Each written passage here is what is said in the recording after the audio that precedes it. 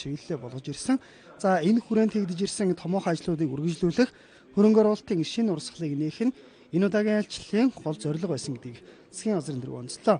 За айлчлалын үеэр Монгол Улсын хамт улсын үйлдвэрүүдийн үйл ажиллагааг эрчимжүүлэхтэй холбоотой асуудлууд яригдсан байна. Тухайлбал хамт улсын үйлдвэрүүдийн аж ахуйн асуудлыг ерөнхий сайд ерөнхийлөгчийн төвшөнд хилцдэг байсныг өөрчилж асуудал хариуцсан гүйцэтгэх захирлууд шийдвэрлэдэг болох зарчим руу шилжих тухай яригджээ.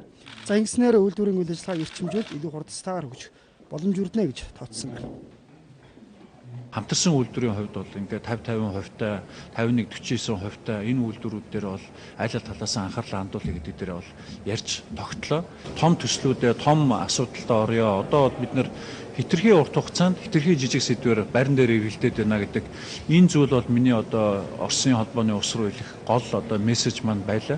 Тэгээд Оросын холбооны улсын ерөнхийлөгч Владимир Владимирович Путинтэй өчтөр бол бас нэлээд одоо хайтайхан одоо үр дүнтэй уулзалт боллоо гэж би өөрөө бол дүгнэж байна. За мөн Оросын холбооны улс руу мах экспортлох асуудлыг уулзалтын үеэр хүндсэн байна. Монгол улсын хувьд 60 сая мал тааж экспортод гаргахад чанар аюулгүй байдлын асуудал хөндөгдгөө. Тиймээс мах экспортлох малыг халдваргүйжүүлэх вакцины эхний шатны хөтөлбөрийг Оросын холбооны улстай хамтран хэрэгжүүлэхээр болсон байна.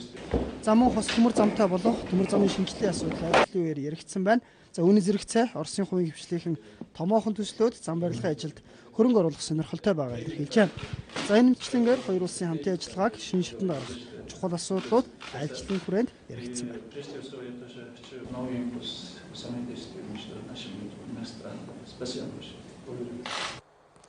Хаалт өргөт гүүрэн гарц шинээр хийж байна. За тус гүүрэн гарц хийхтэй холбоотойгоор Нэхмэлийн шар орчмын авто замыг хаасан байна.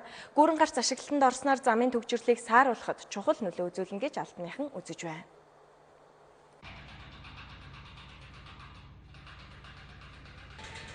Хаалт өргөх Чингисийн өргөн чөлөөний төв замын хөдөлгөөнийг өнөөдөр өглөөний 6 цагаас эхлэн маргааш оройн 22